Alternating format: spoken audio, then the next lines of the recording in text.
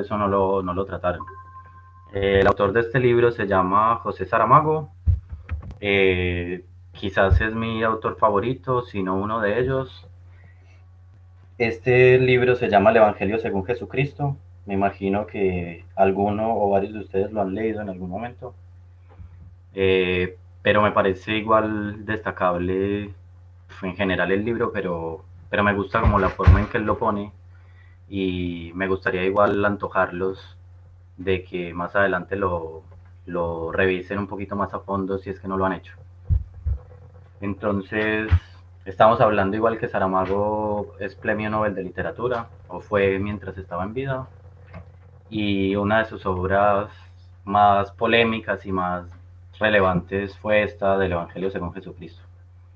En este momento, hablando de la contextualización de la historia, eh, es justo el momento después de que Jesús está pasando sus, digamos, las tentaciones para las que los pone el Señor, como se refiere a Saramago ahí, eh, que pasa sus 40 días y 40 noches en el desierto, pasando por un montón de situaciones. En este caso, el demonio es llamado como pastor en la obra, así que en este fragmento que va a leer se va a referir varias veces como a la parte del pastor, para que lo tengan en cuenta. Este es un Jesús visto desde otro punto de vista, que está como mucho más humanizado, está mucho más puesto como dentro de su opinión, quizás un poco más revolucionario. Así que se van a dar cuenta a lo largo de la situación cómo se expone otra versión, al parecer como con mucho conocimiento o pues con mucha investigación porque él decía que lo hacía de esa forma. Perdón que me distraje con el comentario de Mallory. Para mí, yo en el momento que lo leí no era ateo, no sé si soy ateo o agnóstico, pero bueno, Paula no está acá para, lastimosamente todavía no está acá para ponerle un punto de vista, pero tampoco fue pues que me haya puesto a considerar mucho las cuestiones en ese momento. Después fueron muchas otras cosas, pero digamos que sí fue una forma mejor de exponerlo, mucho más de acuerdo a la época. Por ejemplo, mostrando una María que era totalmente sublevada ante José y que tenía que esperar a que él terminara de comer para sentarse en la silla y comerse las sobras de él. En fin, mucho tipo de cosas. Así que voy a empezar a leer ahora y esperemos que se sume un par de personas más que faltan durante el ratico y ya. Entonces, vamos, el último eslabón de la cadena es este. Estar a la orilla del río Jordán, oyendo el doliente canto de una mujer que desde allí no se puede ver, oculta entre los juncos. Tal vez lavando la ropa, tal vez bañándose. Y Jesús quiere entender cómo esto es todo lo mismo. El cordero vivo que se transforma en oveja muerta. Sus pies sangrando de la sangre de su padre y la mujer que canta, desnuda, tumbada boca arriba en el agua, los pechos duros sobresaliendo, el pubis negro alzado en la ondulación de la brisa. No es verdad que Jesús hubiese visto hasta hoy una mujer desnuda, pero sí un hombre. Partiendo solo de una columna de humo, puede ponerse a vaticinar lo que será estar con Dios cuando les llegue el día al uno y al otro. Se comprenderá que las minucias de una mujer desnuda, suponiendo que sea apropiada la palabra, puedan ser imaginadas y creadas desde una música que se la oye cantar, incluso sin saber si las palabras nos son dirigidas. José ya no está aquí, ha regresado a la fosa común de Séforis. De pastor no asoma ni la punta del cayado, y Dios, que está en todas partes como se dice, no elige una columna de humo para mostrarse. Tal vez esté en aquella agua que corre, la misma donde se baña la mujer. El cuerpo de Jesús dio una señal. Se hinchó lo que tenía entre las piernas, como le sucede a todos los hombres y a todos los animales. La sangre corrió veloz a un mismo sitio hasta el punto de que se le secaron súbitamente las heridas. Señor, qué fuerte es este cuerpo. Pero Jesús no fue en busca de la mujer y sus manos rechazaron las manos de la tentación violenta de la carne. No eres nadie si no te quieres a ti mismo. No llegas a Dios si no llegas primero a tu cuerpo. No se sabe quién dijo estas palabras, pero Dios no las diría. No son cuentas de su rosario. De pastor, sí, podrían ser, si no estuviese tan lejos de aquí. Quizá, a fin de cuentas, fuesen las palabras de la canción que la mujer cantaba. En ese momento pensó, qué agradable podría ser ir allí y pedirle que se las explicase. Pero la voz ya no se oía, tal vez se la había llevado la corriente, o la mujer simplemente salió del agua para secarse y vestirse, acallando así su cuerpo. Jesús se calzó las zapatillas empapadas y se puso en pie, haciendo que el agua saliera de entre los lados como si apretara una esponja. Mucho se reiría la mujer si aquí viniera al encontrarse con estas grotescas zapatillas, pero bien podría ser que esta risa de burla no durase mucho, cuando los ojos de ella subieran por el cuerpo de Jesús, adivinando las formas que la túnica esconde y se detuvieran a mirar los ojos de él, doloridos por causas antiguas, y ahora por una razón nueva, ansiosos. Con pocas o ninguna palabra, el cuerpo de ella volverá a desnudarse y cuando haya sucedido lo que de estos casos siempre hay que esperar, ella le quitará las sandalias con gran cuidado, curará las heridas poniendo en cada pie un beso y envolviéndolos después, como un capullo de seda en sus propios cabellos húmedos. No viene nadie por el camino. Jesús mira alrededor, suspira, busca un rincón escondido y hacia allí se encamina, pero se detiene de súbito. Ha recordado a tiempo que el Señor le quitó la vida a Onán por derramar su semen en el suelo. Es verdad que si hubiera dado Jesús otra vuelta más analítica al episodio clásico, cosa que concordaba con sus procesos mentales, tal vez no lo detuviera la implacable severidad del Señor. Y esto por dos razones, siendo la primera porque no había allí cuñada con quien debiera, por ley, dar posteridad a un hermano muerto, y la segunda, acaso más fuerte que la otra, porque el Señor tiene, tal como le hizo saber en el desierto, algunas firmes, aunque no reveladas ideas en cuanto a su futuro. Luego no es creíble ni lógico que se olvidara de las promesas hechas, estropeándolo todo porque una mano sin gobierno hubiese osado llegar a donde no debía, sabiendo el Señor lo que son las necesidades del cuerpo, no es solo lo trivial de comer y de beber. Trivial, decimos, habiendo otros ayunos no menos costosos de soportar. Estas y otras semejantes reflexiones que deberían ayudar a Jesús a llevar adelante el humanísimo movimiento de buscar, para cierto fin, un refugio lejos de vistas ajenas, acabaron por tener efecto contraproducente, que el pensamiento se distrajo de lo que tenía en mente. Se encontró envuelto en los meandros de su propio pensar, y el resultado fue írsele la voluntad de lo que quería.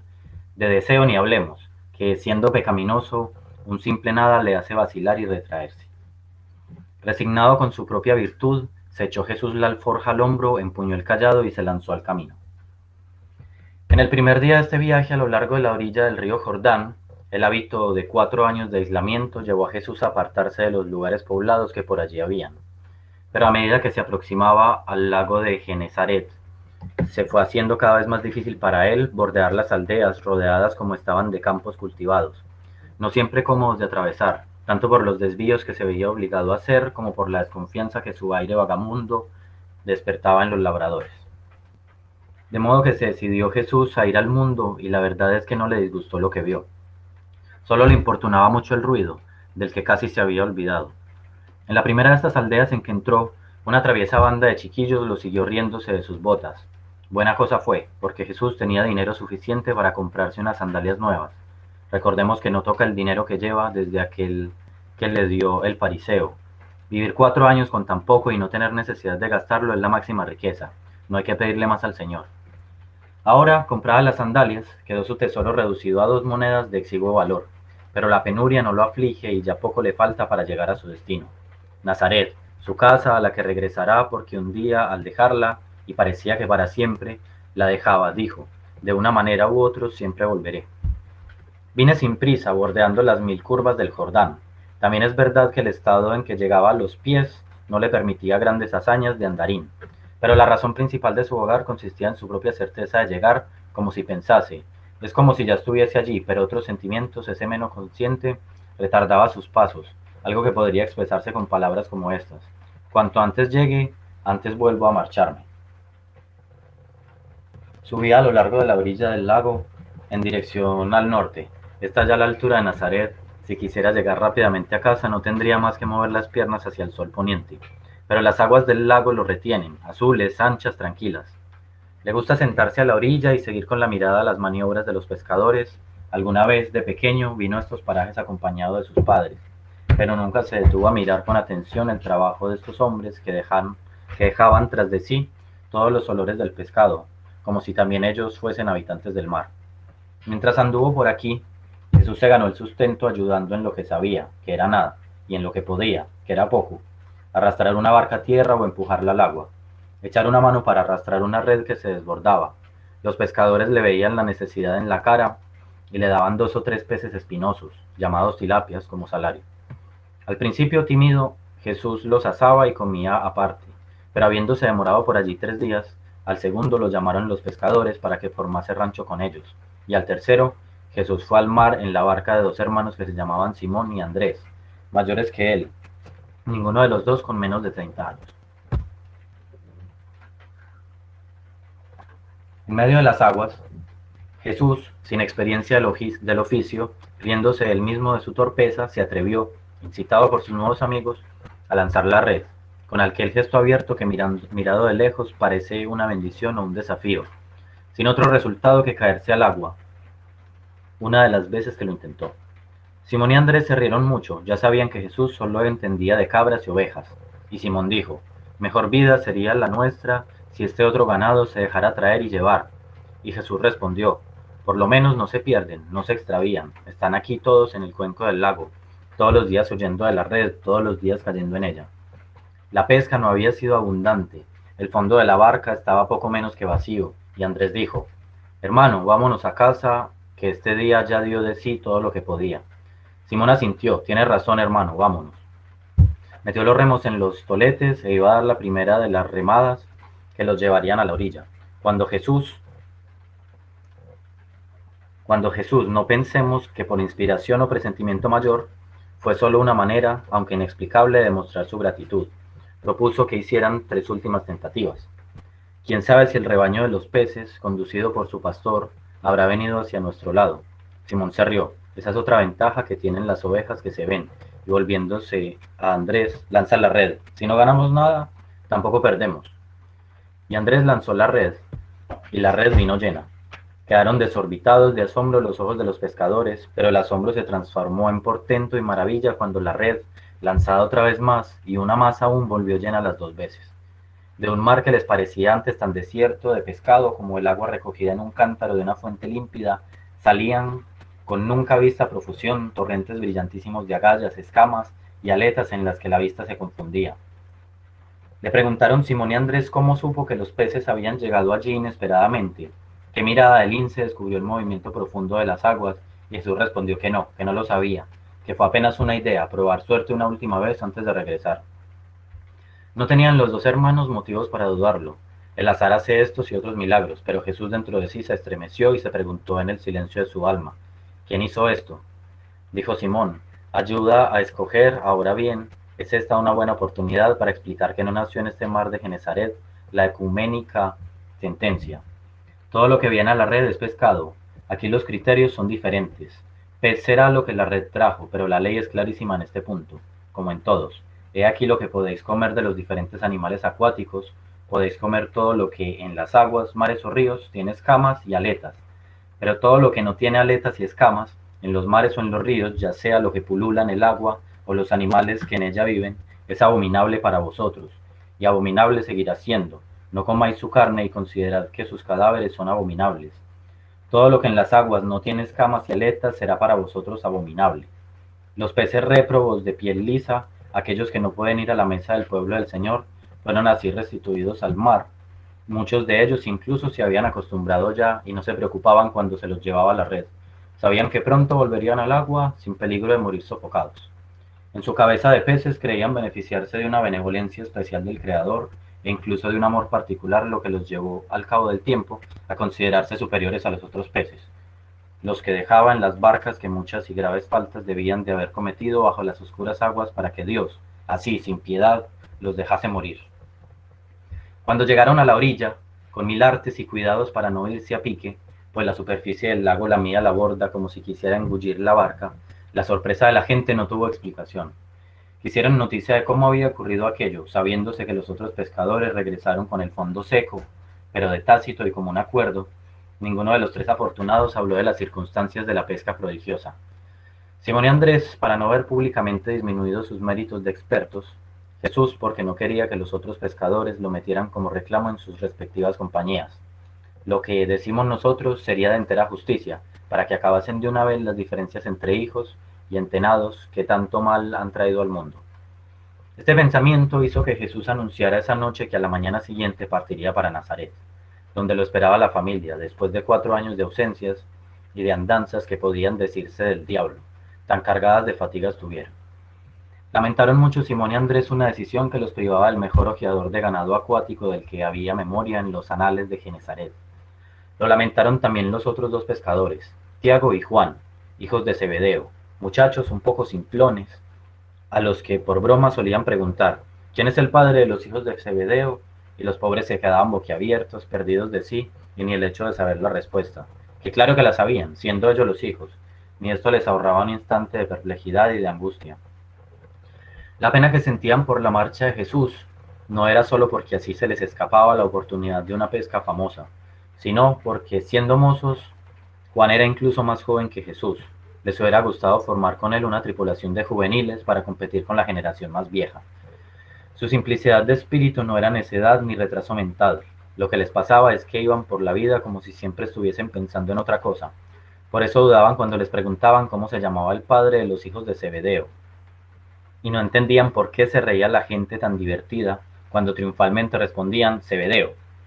Juan hizo aún una tentativa, se acercó a Jesús y le dijo, quédate con nosotros, nuestra barca es mayor que la de Simón, cogeremos más pesca. Y Jesús, sabio y piadoso, le respondió, la medida del Señor no es la medida del hombre, sino la de su justicia. Enmudeció Juan, se fue con la cabeza baja y sin diligencias de otros interesados transcurrió la velada. Al día siguiente Jesús se despidió de los primeros amigos que había encontrado en sus 18 años de vida, y con el fardel lleno, dando la espalda a este mar de Genesaret, donde o mucho se engañaba o le hizo Dios una señal, orientó al fin sus pasos hacia las montañas, camino de Nazaret. Sin embargo, quiso el destino que al atravesar la ciudad de Magdala, se le reventase una herida del pie que tardaba en curarse, y de tal modo que parecía que la sangre no quería parar. También quiso el destino que el peligroso accidente ocurriera a la salida de Magdala, casi enfrente de la puerta de una casa que estaba alejada de las otras, como si no quisiera aproximarse a ellas, o ellas lo rechazaran. Viendo que la sangre no daba muestras de restañarse, Jesús llamó, los de adentro, dijo, y acto seguido apareció una mujer en la puerta. Era como si estuviera esperando que la llamasen, aunque por un leve aire de sorpresa que se insinuó en su cara, podríamos pensar que estaba habituada a que entrasen en su casa sin llamar. Lo que, si bien consideramos las cosas, tendría menos razón de ser que en cualquier otro caso, pues esta mujer es una prostituta y el respeto que debe a su profesión le manda que cierre la puerta de la casa cuando recibe a un cliente. Jesús, que estaba sentado en el suelo comprimiendo la desatada herida, echó una mirada rápida a la mujer que se acercaba. Ayuda, me dijo, y auxiliándose de la mano que ella le tendía, consiguió ponerse de pie y dar unos pasos, cojeando. No estás en situación de andar, dijo ella, entra, que te curo la herida. Jesús no dijo ni sí ni no. El olor de la mujer lo aturdía hasta el punto de desaparecerle de un momento a otro. El dolor que le provocara la llaga al abrirse y ahora, con un brazo sobre los hombros de ella, sintiendo su propia cintura ceñida por otro que evidentemente no podía ser suyo, percibió el tumulto que le traspasaba el cuerpo en todas las direcciones. Si no es más exacto decir sentidos, porque en ellos o en uno que tiene ese nombre, pero que no es la vista, ni el oído, ni el gusto, ni el olfato, ni el tacto, aunque puede llevar una parte de cada uno, aunque es donde todo iba a dar, con perdón. La mujer le ayudó a entrar en el patio, cerró la puerta y lo hizo sentarse. Espera, dijo. Entró y volvió con una vasija de barro y un paño blanco. Llenó de agua la vasija, mojó el paño, y arrodillándose a los pies de Jesús, sosteniendo en la palma de la mano izquierda el pie herido, lo lavó cuidadosamente, limpiándolo de tierra, ablandando la costra rota de la que salía con la sangre, una materia amarilla, purulenta, de mal aspecto. Dijo la mujer, no va a ser el agua lo que te cure. Y Jesús dijo, solo te pido que me ates la herida para poder llegar a Nazaret. Allí la trataré, iba a decir, mi madre me la tratará, pero se corrigió, pues no quería aparecer ante los ojos de la mujer como un chiquillo que por un tropezón con una piedra se echa a llorar. Mamá, mamaíta, a la espera de la caricia, un soplo suave en el dedo ofendido, un toque dulcificante de los dedos. No es nada, hijo mío, ala, ya pasó. De aquí a Nazaret todavía tienes mucho que andar, pero si así lo quieres, espera al menos hasta que te ponga un ungüento, dijo la mujer, y entró en casa donde tardó un poco más que antes. Jesús dio una vuelta alrededor del patio, sorprendido porque nunca había visto nada tan limpio y ordenado. Empieza a pensar que la mujer es una prostituta, no porque tenga una especial habilidad para adivinar profesiones a primera vista, Aún no hace muchos días él mismo podría haber sido identificado por el olor que trasudaba a ganado caprino, y ahora todos dirán, es pescador, se le fue aquel olor, vino otro que no trasuda menos. La mujer huele a perfume, pero Jesús, pese a su inocencia, que no es ignorancia, pues no le habían faltado ocasiones de ver cómo procedían carneros y machos cabríos, tiene sentido de sobra para considerar que el buen olor del cuerpo no es razón suficiente para afirmar que una mujer es prostituta. Realmente una prostituta debería oler a lo que más frecuenta, a hombre, como el cabrero huele a cabra y el pescador a pescado. Aunque tal vez, quién sabe, esas mujeres se perfuman tanto justamente porque quieren esconder, disimular o incluso olvidar el olor a hombre. La mujer reapareció con un tarrito y venía sonriendo como si alguien dentro de la casa le hubiera contado una historia divertida. Jesús la veía acercarse, pero si no lo engañaban sus ojos, ella venía muy lentamente, y como ocurre a veces en sueños, la túnica se movía, ondeaba modelando el andar, el balanceo rítmico de los muslos, y el cabello negro de la mujer, suelto, danzaba sobre sus hombros como el viento hace que dancen las espigas en el trigal. No había duda, la túnica, incluso para un lego, era de prostituta, el cuerpo de bailarina, la risa de mujer liviana. Jesús, en estado de aflicción, pidió a su memoria que lo socorriese con alguna de las apropiadas máximas de su célebre homónimo y autor, Jesús, hijo de Cira, y la memoria le respondió, susurrándole discretamente, desde el otro lado del oído. Huye del encuentro con una mujer liviana para no caer en sus celadas, y después, no andes mucho con una bailarina, no sea que perezcas en sus encantos, y finalmente, nunca te entregues a las prostitutas si no quieres perder tus saberes y perderte tú mismo. Que se pierda este Jesús de ahora bien pudiera acontecer, siendo hombre y tan joven. Pero en cuanto a veres, esos ya sabemos que no corren peligro porque no los tiene, por lo que él mismo se hallará a salvo llegada la hora cuando la mujer, antes de cerrar el trato, le pregunte ¿cuánto tienes? Preparado para todo está Jesús, por eso no le sorprenderá la pregunta que ella le hace mientras, colocado ahora el pie de él sobre la rodilla de ella, le cubría de ungüento la herida. ¿Cómo te llamas? Jesús, fue la respuesta y no dijo de Nazaret, porque antes ya lo había declarado como ella, por ser aquí donde vivía. No dijo de Magdala, cuando al preguntarle él a su vez el nombre respondió que María. Con tantos movimientos y observaciones acabó María de Magdala de vendar el dolorido pie de Jesús, rematando con una sólida y pertinente atadura. Ya está, dijo ella. ¿Cómo puedo agradecerte? Lo preguntó Jesús, y por primera vez en sus ojos tocaron los ojos de ella, negros, brillantes como azabache, y donde fluía como agua que sobre agua corriera, una especie de voluptuosa veladura que alcanzó de lleno el cuerpo secreto de Jesús. La mujer no respondió de inmediato, lo miraba, a su vez, como valorándolo, comprobando qué clase de hombre era, que dineros ya se veía que no andaba bien provisto, que de dineros ya se veía que no andaba bien provisto el pobre mozo. Al final dijo, guárdame en tu recuerdo, nada más. Y Jesús, no olvidaré tu bondad. Y luego, llenándose de ánimo, no te olvidaré. ¿Por qué? Sonrió la mujer. Porque eres hermosa. Pues no me conociste en los tiempos de mi belleza, te conozco en la belleza de ahora. Se apagó la sonrisa de ella. ¿Sabes quién soy? ¿Qué hago? ¿De qué vivo? Lo sé. Solo tuviste que mirarme y ya lo supiste todo. No sé nada, que soy prostituta. Eso sí lo sé. Que me acuesto con los hombres por dinero. Sí, eso es lo que te decía, que lo sabes todo de mí. Solo sé eso. La mujer se sentó a su lado, le pasó suavemente la mano por la cabeza, le tocó la boca con la punta de los dedos. Si quieres agradecérmelo, quédate este día conmigo. No puedo. ¿Por qué? No tengo con qué pagarte. Gran novedad esa. No te rías de mí. Tal vez no lo creas, pero más fácilmente me reiría de un hombre que llevara bien llena la bolsa. No es solo cuestión de dinero. ¿Qué es entonces? Jesús se cayó y volvió la cara hacia el otro lado. Ella no lo ayudó, podía haberle preguntado, ¿eres virgen? Pero se mantuvo callada a la espera. Se hizo un silencio tan denso y profundo que parecía solo los dos corazones sonaban más fuerte y rápido el de él, el de ella inquieto con su propia agitación. Jesús dijo, tus cabellos son como un rebaño de cabras bajando por las laderas de las montañas de Galad. La mujer sonrió y se me perdió. Ya, y permaneció callada. Después Jesús dijo, tus ojos son como las fuentes de Jezebón junto a la puerta de Bat Rabín. La mujer sonrió de nuevo, pero no habló. Entonces volvió Jesús lentamente el rostro hacia ella y le dijo, no conozco mujer. María le tomó las manos. Así tenemos que empezar todos, hombres que no conocían mujer, mujeres que no conocían hombre. Un día el que sabía enseñó, el que no sabía aprendió. ¿Quieres enseñarme tú? Para que tengas otro motivo de gratitud. Así nunca acabaré de agradecerte. y yo nunca acabaré de enseñarte. María se levantó, fue a cerrar la puerta del patio, pero primero colgó cualquier cosa por el lado de fuera, señal que sería de entendimiento para los clientes que vinieran por ella, de que había cerrado su puerta porque llegó la hora de cantar. Levántate, viento del norte, ven tú, viento del mediodía, sopla en mi jardín para que se dispersen sus aromas entre mi amado en su jardín y coma de sus deliciosos frutos. Luego juntos, Jesús amparado como antes hiciera en el hombro de María, prostituta de Magdala, que lo curó y lo va a recibir en su cama, entraron en la casa, en la penumbra propicia de un cuarto fresco y limpio. La cama no es aquella rústica estera tendida en el suelo con un cobertor pardo encima que Jesús siempre vivió en casa de sus padres mientras allí vivió.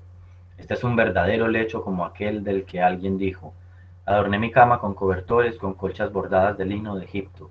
Perfumé mi lecho con mirra, aloes y cinnamón. María de Magdala llevó a Jesús hasta un lugar junto al horno, donde era el suelo de ladrillo, y allí, rechazando el auxilio de él, con sus manos lo desnudó y lavó, a veces tocándole el cuerpo, aquí y aquí y aquí, con las puntas de los dedos, besándolo levemente en el pecho y en los muslos, de un lado y del otro.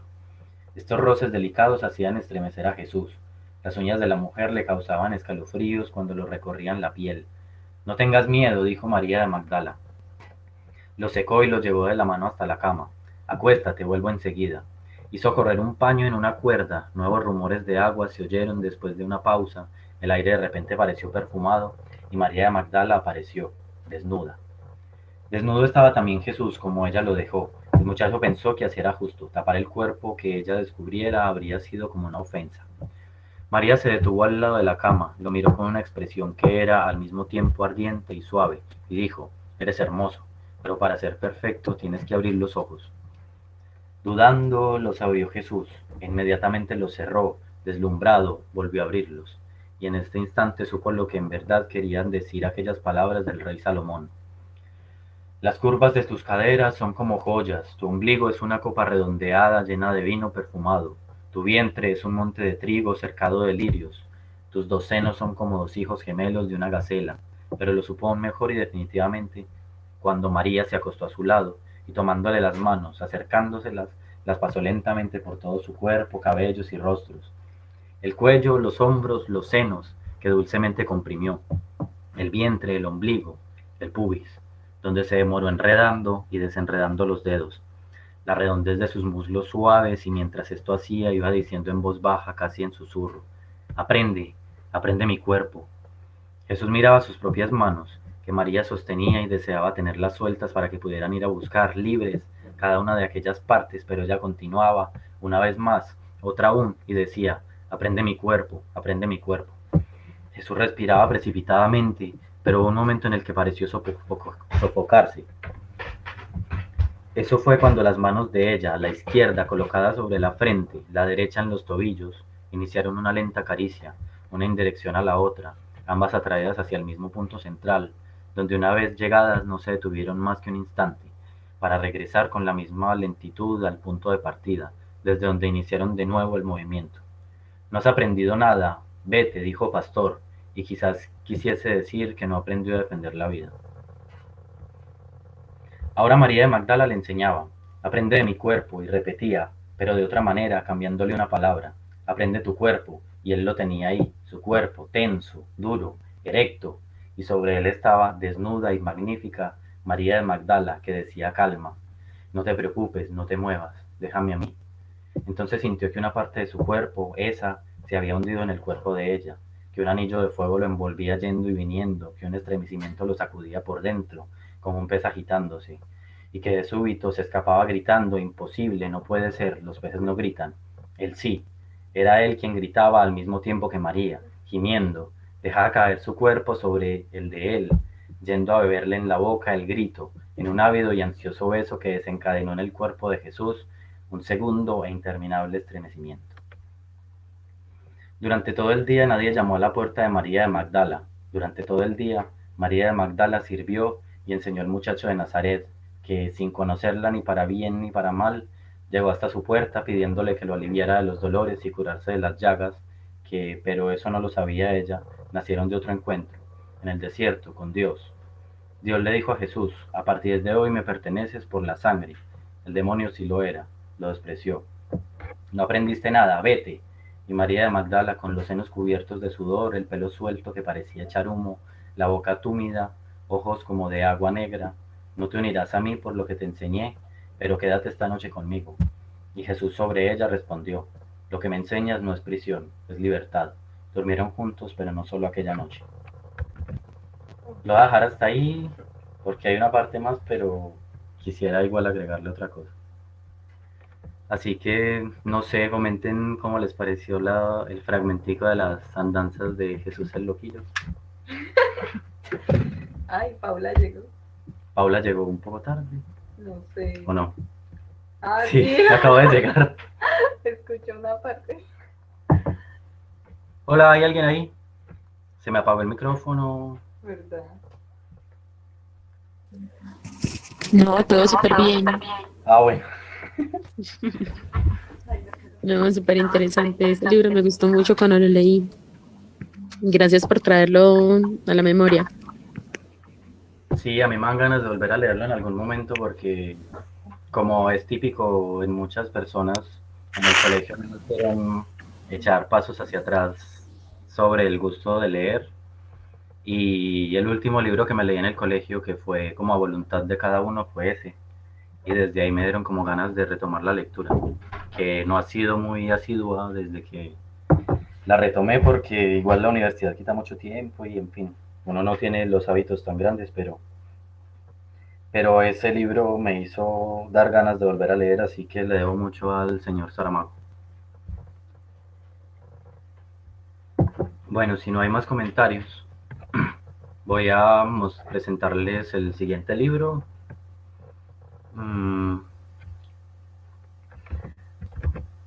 Sí, te lo recomiendo, Natalia, que es súper bueno. Y ese fragmento es uno de muchos así súper emocionantes que hay con respecto a muchas cosas que uno conoce desde otras versiones, pero ahora hay como cosas quizás un poquito más coherentes, sin Uy, tratar de sí. ofender a nadie. La conversación en la barca, esa conversación es súper intensa. Y lo hace uno pensar como, pucha. Pero bueno, no Sí, voy a revelar nada para que lo lean. no, es que todo es súper emocionante, ¿cierto? Hay muchas cosas que le cambian a uno un montón de paradigmas y uno dice como, bueno, esto es una ficción, pero tiene mucho sentido y es como Ajá, súper genial el punto de vista que le pone Saramago a esa versión que nos han contado de muchas otras formas. exacto, exacto. Bueno, ahora voy a hablar sobre un libro que de pronto es un poquito más difícil de tragar porque habla de cosas muy específicas. Yo, así como los tiempos ñoños de universidad, hice como una especie de presentacioncita antes de eso. Digamos que espero que se vea bien la lectura porque no quise leer sin mostrárselas, entonces la escaneé. Eh, pero bueno, les voy a hablar sobre esto, que es, como les decía, es un poquito más aburridor o más difícil de entender porque se refiere como a cosas más históricas, a cosas más de indígenas, con nombres un poquito más difíciles, pero estoy tratando de hacerlo más ameno porque es un fragmento de un libro de Francisco Coloane, un escritor chileno, del cual no conozco demasiado. Este es el primer libro que me estoy leyendo de él, pero es uno de los autores destacados de Chile. Eh, digamos que esta historia y este fragmento específico de historia es una de las, no sé si decirlo, mitologías o como cosmogonías o algún tipo de las creencias que tenían como muchos de los pueblos originarios de diversas partes sobre la creación de algo, que no les voy a decir porque me gustaría más que ustedes lo saquen como conclusión. Pero es la forma en que Coloane lo cuenta dentro de una historia. Bueno, para ponerlos en contexto, esta historia se da en la isla grande de Tierra del Fuego, que es como el fin del mundo, por decir algo. Les voy a mostrar acá en el mapa dónde queda. Bueno, este es el final de Sudamérica. Digamos que esta es la frontera que divide de este lado a Chile, que es todo esto, y de este lado Argentina, incluida esta parte que es la isla. Si pueden ver mi cursor, toda esta parte muestra que es como el espacio que lo define como una isla. Aquí en esta parte precisamente está el estrecho de Magallanes, que seguramente lo habrán escuchado en algún momento de la vida. Y alejando un poquito, si me carga, sí.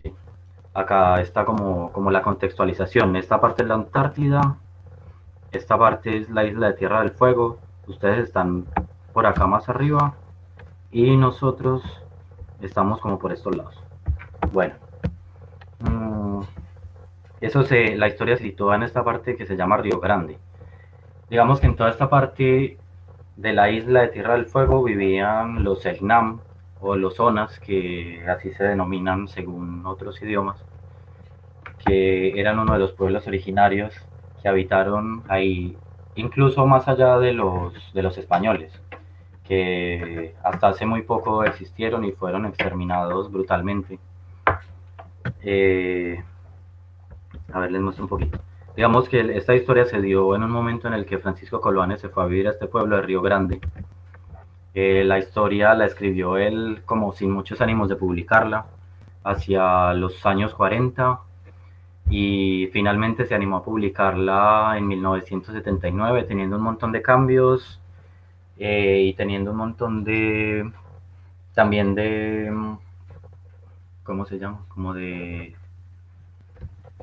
problemas, de censuras, de polémica, porque en estos momentos era un tema complicado de tratar. Hay que entender, por ejemplo, que la Patagonia chilena y argentina sufrió un proceso que le llamaban la colonización del desierto, que finalmente fue un exterminio salvaje contra los pueblos originarios. Y todo esto para dar paso, entre comillas, a un sector productivo que utilizara todas estas zonas que son completamente difíciles de habitar. En este caso de Argentina, principalmente para las estancias ovejeras, sí, Mallory, exterminados. Y lo peor, lo voy a adelantar un pedacito, es que esa gente fue tan salvajemente exterminada que además se usaron como, o sea, como que la percepción que tenían de ellos era como tan ignorante que resultaron en Europa, en Francia, en varios sitios, varios países allá en Europa, dentro de los zoológicos como exposición. Más adelante les voy a mostrar unas imágenes de lo fabulosos e incluso aterradores que se veían, pero es una cosa magnífica. Incluso los rasgos de ellos eran supremamente como asociados a Asia y a todo este tipo de cosas. De hecho, los voy a poner ya antes para que se hagan como unas imágenes. No. Perdón por tanta introducción, pero prefiero hacer esto a que se me aburran demasiado escuchando unas cosas como tipo Popol Vuh cuando lo leí en el colegio y no entendía un forro de eso. Miren, por ejemplo, estos son los Selknam, teniendo en cuenta que, por ejemplo, durante esa época todavía había parte de glaciares en la Tierra del Fuego, en esa zona que está tan cerca de la Antártida.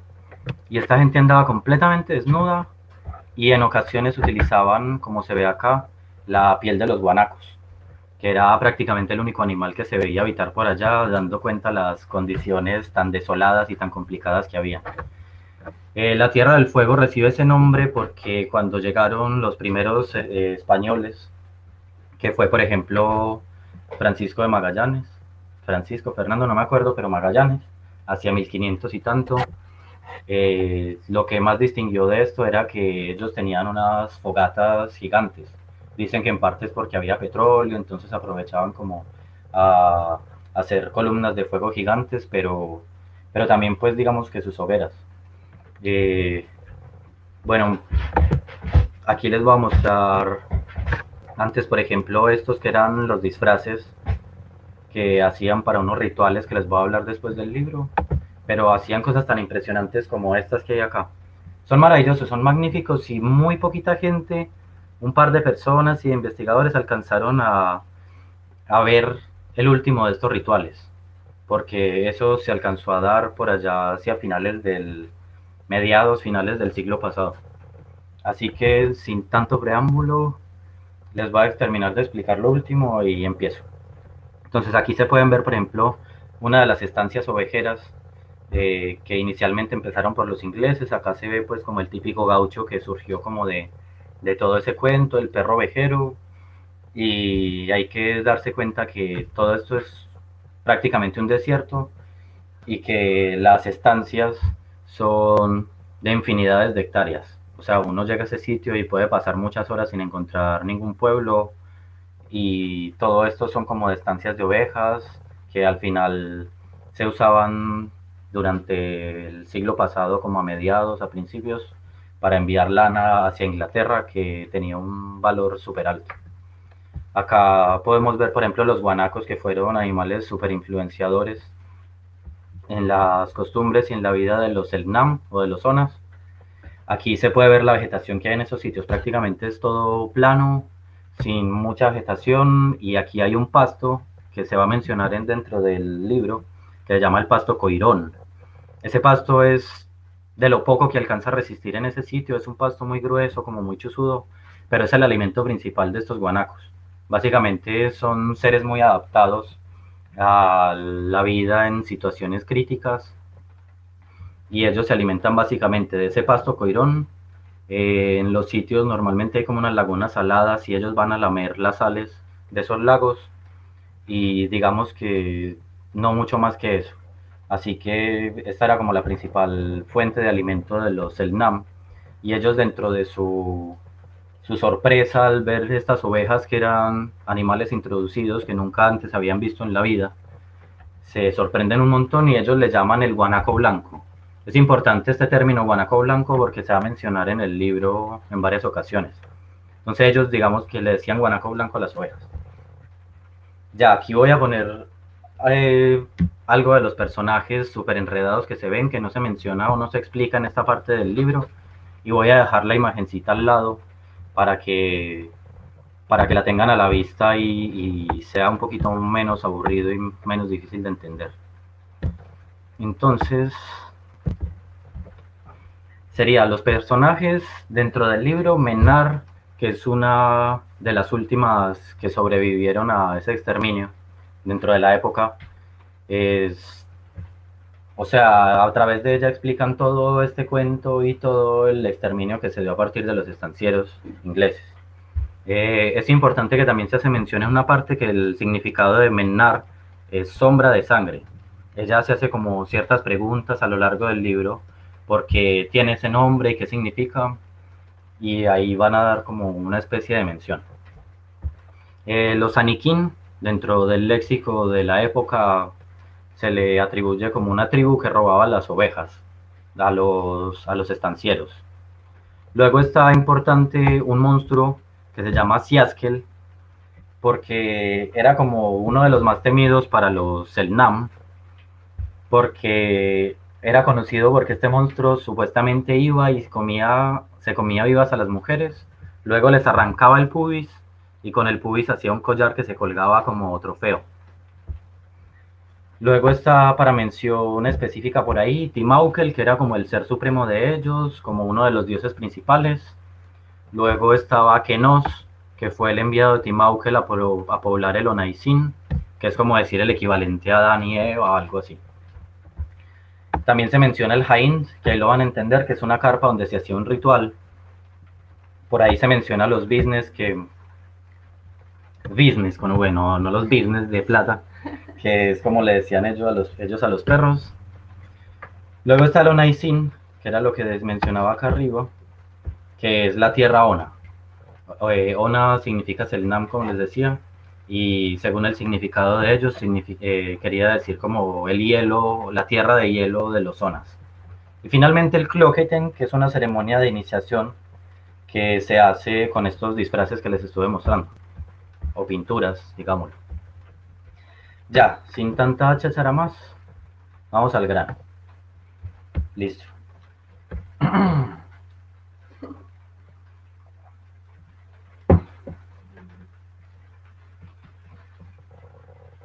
Bueno, en su secreto mundo, cada vez que Mennar se ponía junto a la ventana de la cocina del pelado para dar de mamar a su niña, Surgían a la luz de sus ojos grises, verdosos los reflejos del pasto coirón, sumergido bajo los hielos y que afloran cuando se trizan en la primavera. Solo los pastos escucharon aquellos de "me cuestas más que una puta de Río Grande". El cielo se tornó un gran ojo descuajado, ceniciento y opaco, para que Timauquel no viera lo que habían cometido los cazadores con la tribu de Aniquín. A los caranchos se agregaron aguiluchos curureros, más chicos de cola rojiza, que acostumbran a alimentarse del roedor de lustrosa piel negra que sale en la noche de sus curureras y en la tarde de alguna cueva debajo de los montículos del pasto coirón, huyendo de la lechuza o del peuquito.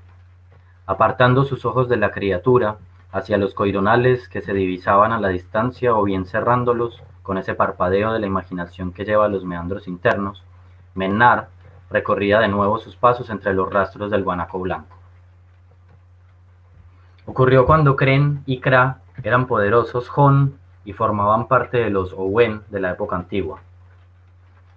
Perdón, esta parte no la especifiqué, pero Jon y Owen no lo encontré en absolutamente ninguna parte, ni siquiera en los resultados, como en el mini diccionario que tiene el libro, pero se asume más o menos como esta primera gente como de alta gama, que eran muy cercanos a los dioses y que tenían como poderes especiales, que eran como semihéroes. Perdón el comentario. Kren había heredado el poder de su padre, que se transformó el día de su muerte en el sol antiguo, y así iluminó al mundo durante un tiempo demasiado largo. Era Kren un gran cazador de guanacos, bien formado, ágil, rápido como ninguno. Aventajaba a todos por su enorme resistencia a las fatigas durante largas marchas, sin demostrar que estaba haciendo un gran esfuerzo. Excelente persona, servicial, generoso, solícito, entretenido, siempre dispuesto a acudir en ayuda del débil. Era uno de los pocos que mantenía buenas relaciones con Juanip, pues no hacía caso de las habladurías que circulaban en torno al extraño origen del que combatió con Siaskel y lo derrotó para siempre. Contrajo matrimonio con Kra, bella, atrayente. En su juventud se volvió dominadora, absorbente, irritable con el tiempo. Partía a cazar guanacos por su cuenta, trabajo que correspondía solo a los hombres, para así dominar a Kren y someterlo a sus caprichos. Luego se entrometía en otros hogares e intrigaba a las mujeres, así las desviaba del camino enseñado por Kenos. El matrimonio de Kren y Kra tuvo una sola hija, Tamtam, que siguió el camino de la madre.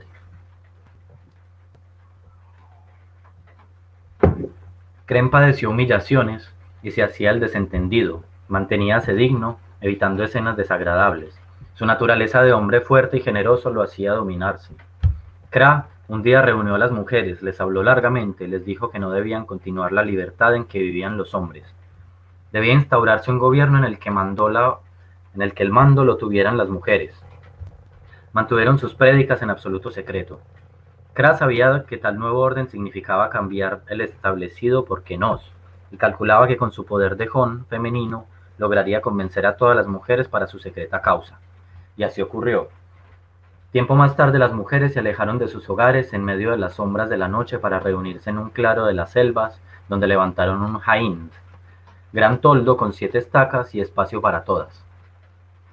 Al despertar, los hombres se sintieron abandonados por sus mujeres, y su aflicción fue inmensa. Un hombre sin mujer no es nada, desaparece, porque es ella la que pare a los hombres. Se dieron cuenta de que las amaban demasiado. Algunos lloraron porque creían que les habría sucedido alguna desgracia. Qué felices eran con ella y ahora no eran casi nada. Nada. Solo hombres. Además tenían que atender la casa, los niños, la crianza de los business, traer agua con baldes de cuero. Todo esto de una vez no podían hacerlo. Cada cual corría hacia el vecino, mas este estaba tan atareado en los mismos problemas. Preguntábase si alguno sabía algo de su mujer. La desesperanza llegó al tormento.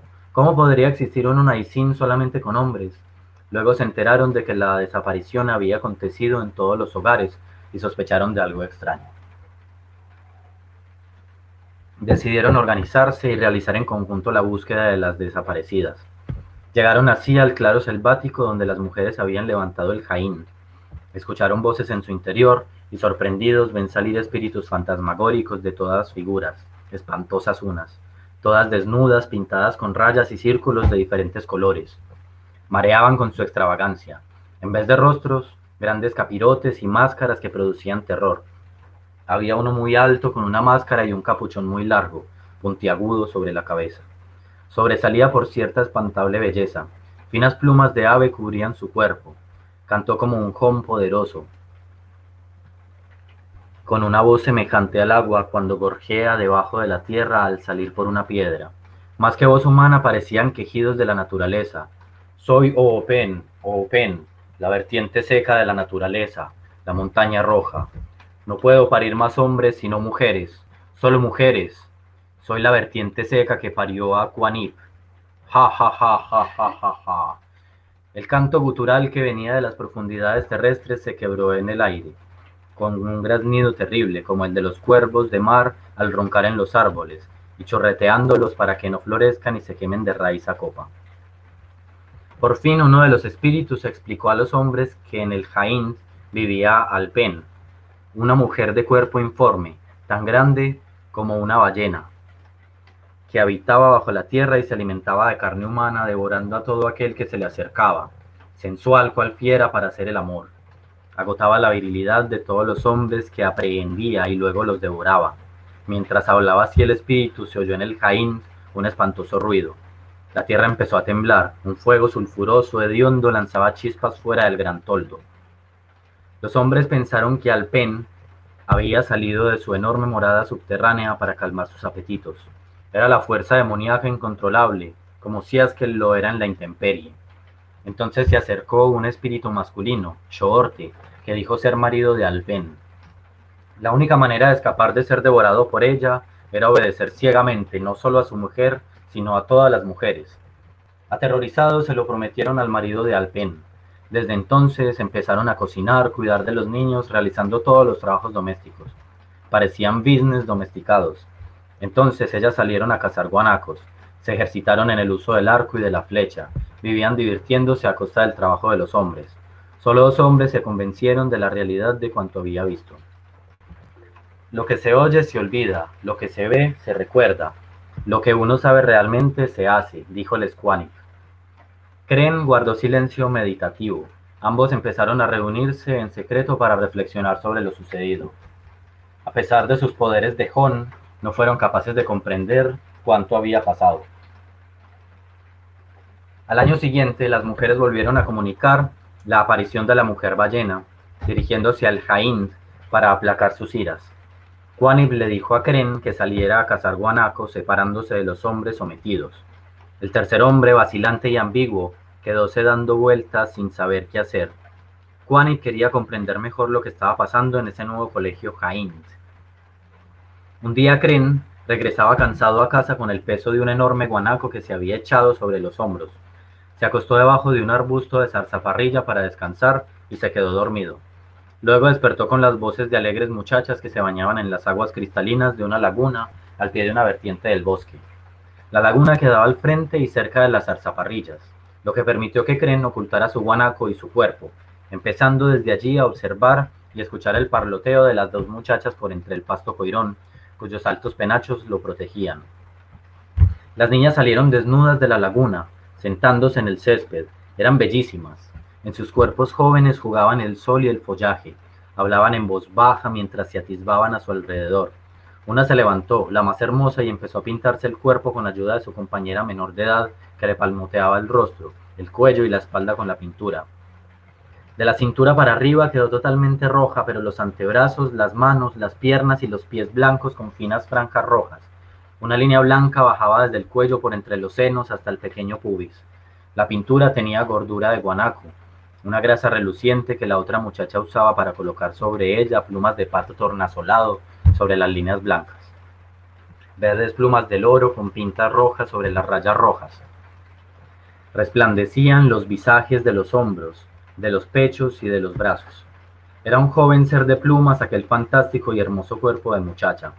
Finalmente, una delicada figura, terminada la preparación del extraño atavío, la graciosa joven, luego de algunos pasos torpes, bailó, se dio vueltas de manera que parecían pájaros del sol en la lluvia o chorolles, en remolinos verdes y rojos, irisaciones de mujer y aves volanderas.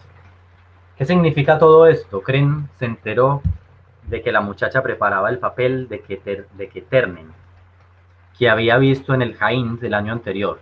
Ketternen fue presentado a los hombres como el hijo de Alpen y Shoorte. Ketternen nació glorioso mientras las mujeres se encontraban reunidas. Su madre se enojó por ese motivo, devorando a todo ser humano que se le acercara. Las dos muchachas se encargaron de aclarar las dudas del engaño, porque con su parloteo se burlaban de los hombres ignorantes que tomaban en serio a los espíritus que sus propias mujeres representaban disfrazándose. Aquellos espíritus los habían inventado con artificios ellas mismas, con el propósito de embaucar a los hombres y someterlos a sus dominios. Las dudas desaparecieron en Kren y no se hizo esperar su reacción. Se levantó lentamente del pasto e increpó a las muchachas con energía por la perfidia de sus actos. Las dos niñas contemplaron admiradas la figura del cazador, su carcaj con las flechas y el arco destacado nítido contra el cielo azul. Ante las severas palabras se apoderó de ellas un miedo terrible. Clamaron diciendo que no tenían más de 12 y 13 años y que las mayores las mandaban a hacer eso, dirigidas por Kra. El juego del engaño quedó al descubierto. A los pies de Kren comenzaron a recogerse sobre sí mismas, temblando, perdiendo sus figuras humanas, hasta transformarse en dos Clooklol, de siluetas de color paloma, el chorlo, pequeñas aves de las lagunas y los arroyos que tiemblan tímidamente al acercarse a un ser humano, escuchar la voz de un hombre desde que la reprendió Kren. Este reveló el secreto a Quanit y después de la deliberación de ambos, concluyeron en que debían dar un castigo ejemplar a tanto engaño para que no se volviera a perturbar el orden establecido por Kenos. Destacaron emisarios escondidos en los bosques para descubrir las maniobras engañosas de las mujeres. Así destaparon que las artimañas eran dirigidas por Kra, la propia mujer de Kren. Esto irritó al tranquilo Kren. Su indignación llegó al colmo cuando las mujeres en el segundo Cloqueten fingieron haber sido devoradas todas por la mujer ballena, desapareciendo varios días del Jaín, para regresar en pequeños grupos desde la selva. Así se iluminaron sus abandonadas chozas porque el buen Olin, otro espíritu inventado por ellas, las había resucitado, tal cual que nos resucitaba a los hombres. Kren, encolerizado, consideraba que había que condenarlas con la pena de muerte para terminar con sus engaños, cuál era la proposición de Quanit. Preparada la acción, decidieron rodear el Jaín para que no pudiera escapar ninguna mujer. La catástrofe se cernía sobre el Onaizin si los hombres no guardaban debida distancia del Jaín. En su interior se oían graznidos de cuervos de mar. Todo fue en vano. Los hombres continuaron avanzando. Nubes negras de humo ascendieron cual hongos venenosos del Onaizin. Se trabó una lucha campal entre ambos bandos. Las mujeres no sabían cómo habían descubierto su secreto. Echaron mano de todo cuanto había a su alcance, hasta los pilares de piedra que sostenían el Jaín. Luchaban disfrazadas de espíritus, se entrelazaban cuerpos vigorosos de atléticos hombres con el de las mujeres convertidas en espíritus danzantes. Nadie conoció algo semejante. En el tumulto de la verdad contra el engaño y las mentiras traidoras, no se sabía quién era quién. Cuerpos de hombres y mujeres se entrelazaban en el césped. En medio de esta lucha se perdió una máscara. Kren reconoció a Kra, su mujer que encabezaba el combate. Se precipitó sobre ella dándole tizonazos.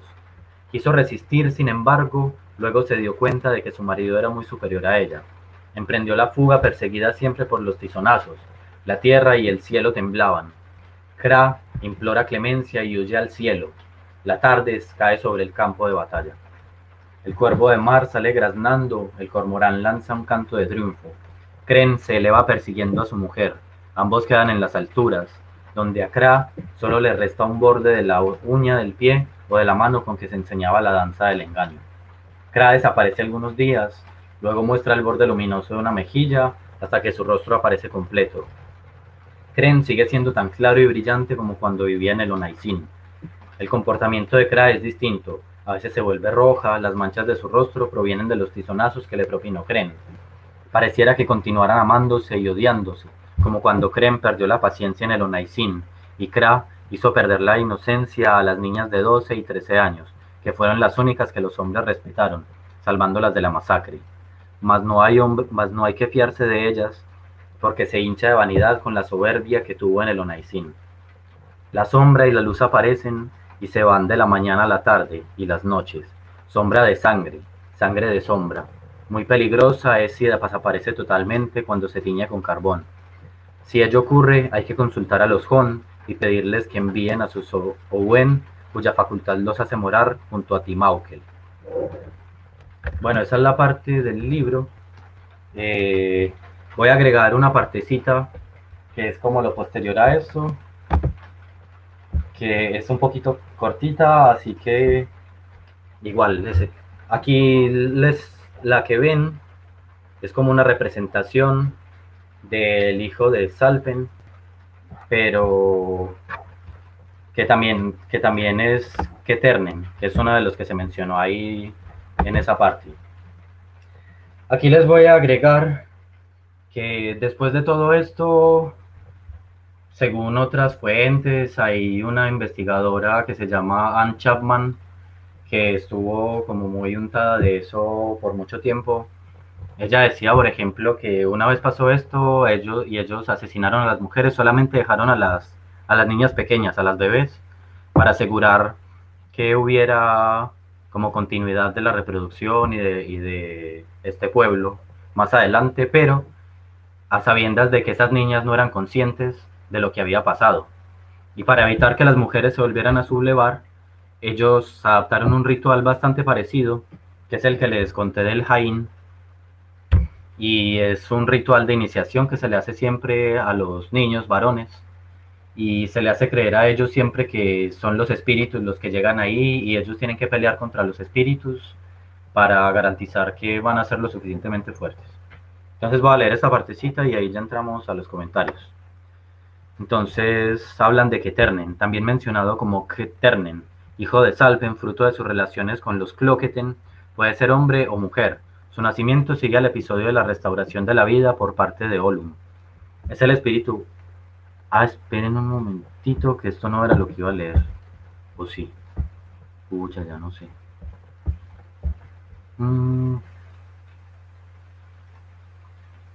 No, esto yo creo que no era. Voy a abrir por acá mi montón de cosas. No miren mis chats. Voy a ver si está por acá y si no, murió. Este era. Perdón, se me olvidó pasarlo ahí.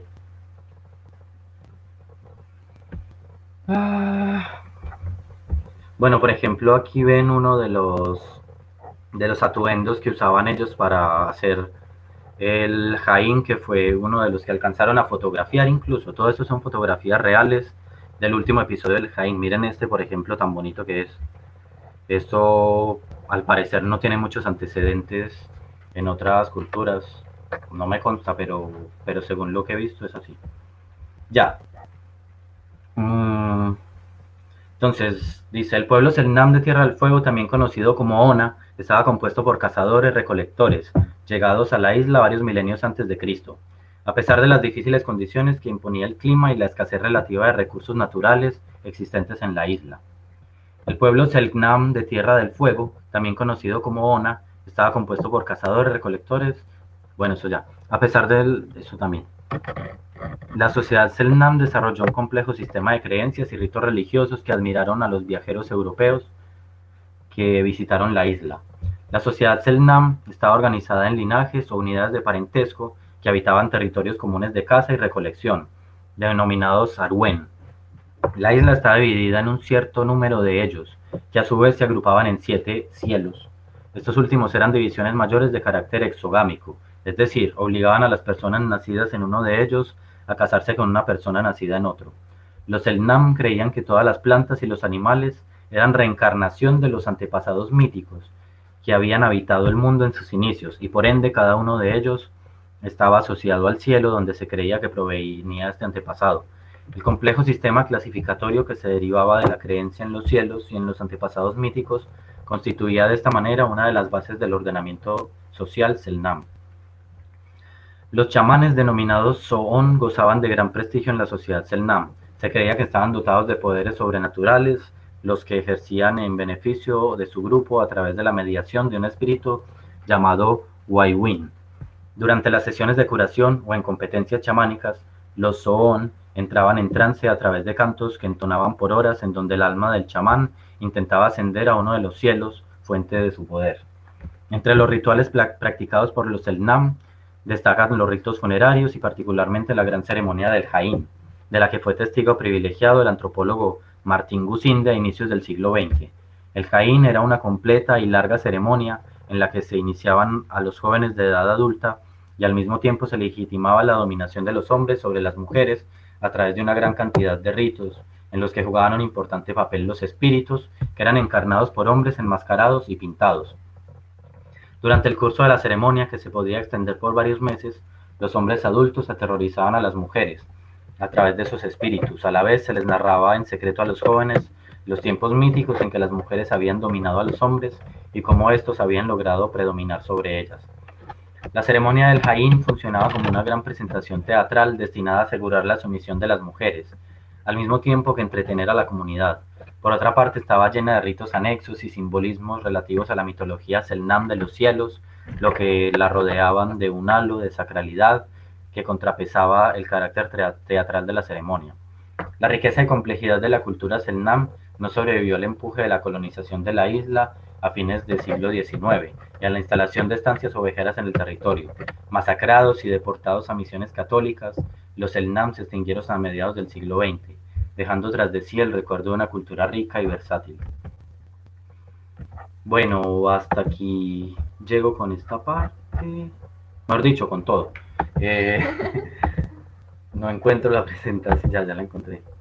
Me gustaría escucharlos a ustedes, si les gustó, si se aburrieron mucho.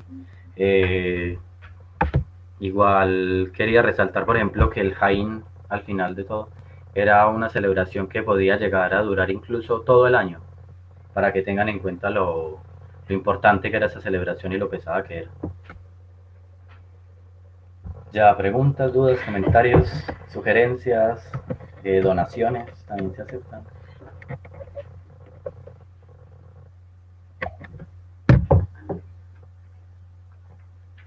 Se apagó el micrófono, ¿cierto? Y no escucharon nada.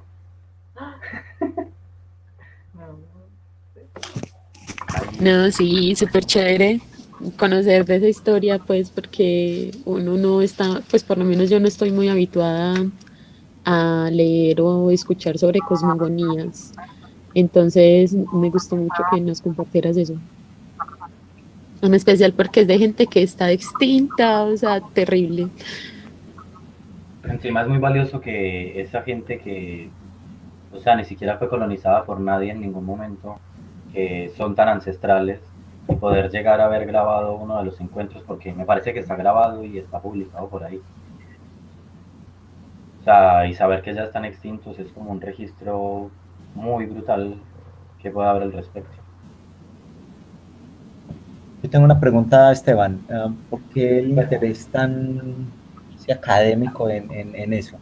Porque no conoces solo la literatura de ellos, sino un poco más a fondo sobre la historia, el lugar donde viven, los animales, el tipo de vegetación. Y eso va más allá de un interés solamente literario. ¿Qué es lo que te lleva a estudiarlos? Sí, yo de hecho me asusté un poquito meterlos como en aspectos tan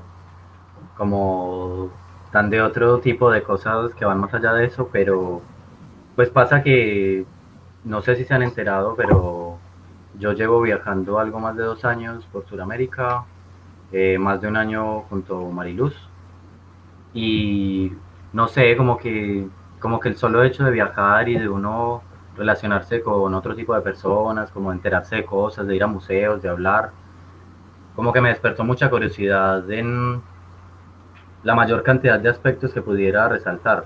Especialmente tengo un gusto por la historia y mucho también por los pueblos originarios, teniendo en cuenta que son tan predominantes, por ejemplo, como los incas, que abarcaron tanta región de Sudamérica, y luego como que uno se va yendo más allá de todo eso.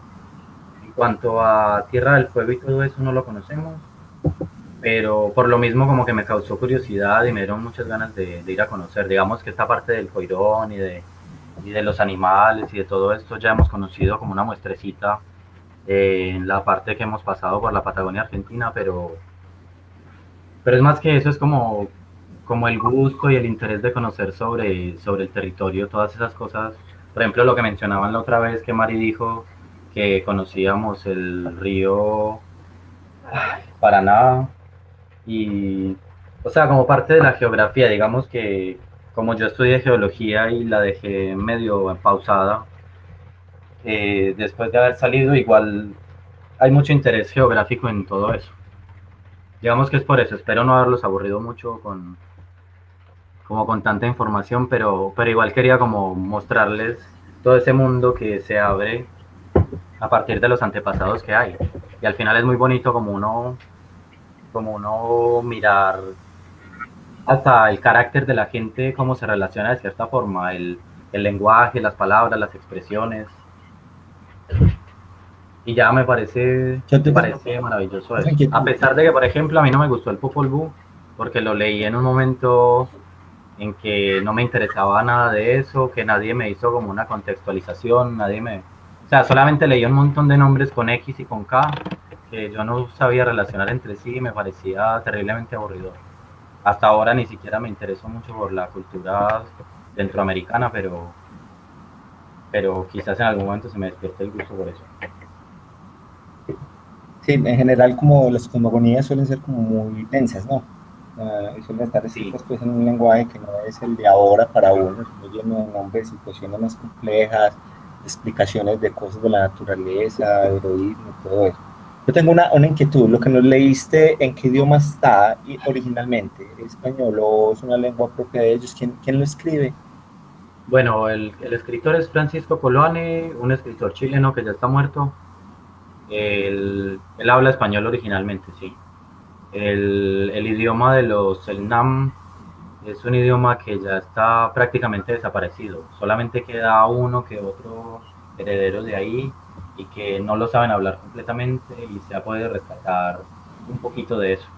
Pero realmente no hay como una recopilación muy grande al respecto. Ok. Pero sí está escrito en español. Listo. Muchísimas gracias, Esteban. Bueno, chicos, gracias a ustedes por escucharme y soportarme este rato. Y ya, muchas gracias a todos por asistir. ¿Quién es el próximo? Todavía no hemos definido. ¿Quién desea? Tenemos una persona por acá nueva, se conectó ahora, ya se desconectó. Un perdido por ahí. Santiago. Y alguien por ahí que se conectó en medio camino y no lo conozco y luego ya dejó. ¿Quién sigue el próximo? Huyó de la asignación. Ay, que tenía mala conexión. Luisa. No sé si Luisa pueda porque como ella trabaja y a veces tiene noches, entonces no sé si ella podría el martes. Voy a hablarlo con ella a ver qué. Hernán, puede ser Hernán, no está por acá. Entonces yo me comunico con Hernán y con Luisa a ver qué me comentan sobre las posibilidades. Listo, nos vemos entonces la próxima semana, chicos. Muchísimas gracias por la asistencia, muchísimas gracias por la lectura y nos estamos viendo.